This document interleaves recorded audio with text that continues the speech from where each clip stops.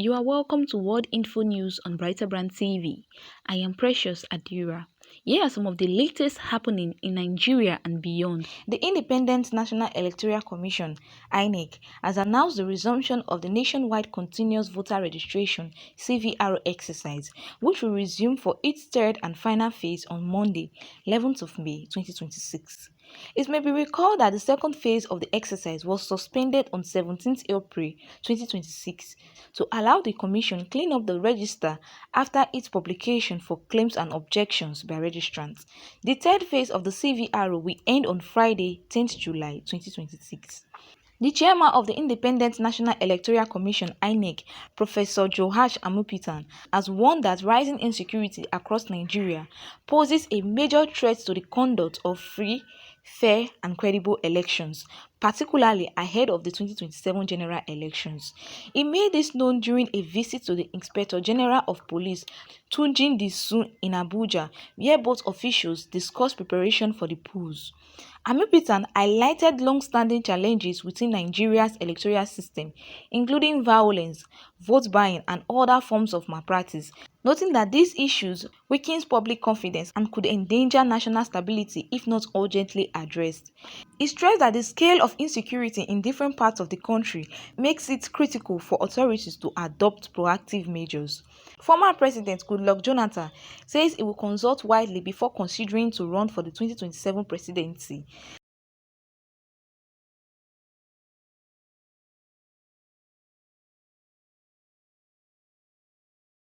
This follows a massive gathering of a political you have asking me to come and contest the next Abuja election. Passionately urging him to enter the presidential race. It's not a computer game. But I've heard you, and I'll consult widely. But the most important thing is in Nigeria that the young people will have hope. The new Minister of Power Supply, Joseph Tigbe, has stated that he will not make unrealistic promises about uninterrupted electricity supply, but assured Nigerians that noticeable progress will be achieved in the sector within a short period. Dangote Petroleum Refinery and Petrochemicals Limited has clarified that its ex-depot price of premium motor spirit (PMS), also known as petrol, remains unchanged, dismissing earlier speculation of an increase. Reports have suggested that the refinery raised its ex-depot price to 1,350 per litre from 1,275 per litre, a 6% hike, amid sustained volatility in the global crude oil markets linked to the prolonged US-Iran conflict, which has disrupted supply flows.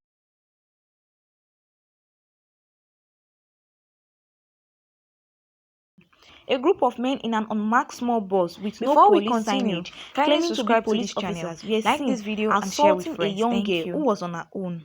According to reports, they parked in front of a shop where a young girl was buying something and ordered her to enter the bus. She started shouting, asking what her offense was. People nearby gathered and asked the same question. As the crowd formed, the men fired tear gas and hurriedly tried to drive away. Jesus! They don't take gas, oh Jesus! Police brutality in Lagos State again! Everything that they oppress people! Everything that they oppress people! Police brutality again! You don't know what they happen! You don't bring me tear gas on my eye, yo! What did they happen for Benin City? We don't get peace, oh! We don't get peace! We don't get peace for Benin, oh!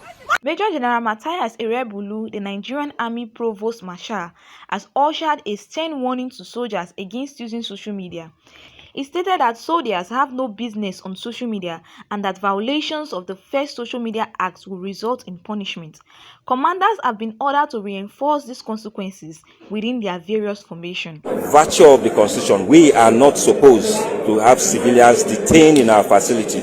So, they are reminded that once a civilian is arrested, after doing the due diligence of investigating, under 24 hours, you must hand over that civilian to the agency that's in charge. Our soldiers have no business being in social media.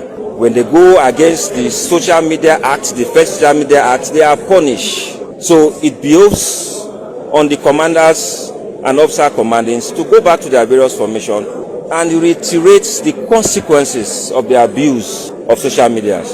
The Sokoto state government has confirmed the death of 33 children due to an outbreak of cerebrospinal meningitis. The outbreak has surfaced in various parts of the state, with health authorities currently battling to contain its spread. Reports indicate over 256 suspected cases have been recorded across 8 local government areas, including Sabon Birni, Wamako, and Shagari.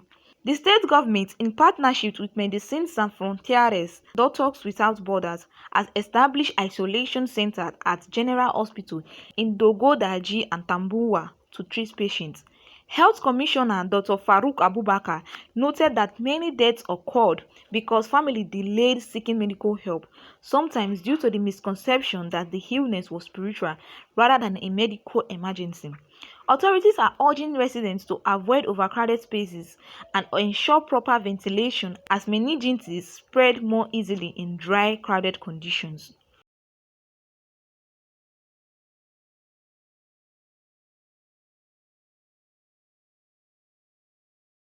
Nigerian Senate President Godswill Akpabio has summoned DSTV company owned by South Africa to appear before the Senate. Akpabio claims that DSTV is exploiting Nigerians by maintaining a pricing structure that is allegedly higher than what subscribers pay in South Africa. The South African President Cyril Ramaphosa this move is a direct response to the allegations of xenophobia and attacks against Nigerians not against people from other nations, and there are no xenophobic attacks. He made this statement after the Senate accepted Adams Oshomole's request to unlicense South African company in Nigeria. We have experienced in South Africa, which I have spoken about, that South Africans inherently are not against people from other nations. We are one people. We have always been one people. President Chapo and myself discussed this matter, and we agreed that we should work together to find solutions.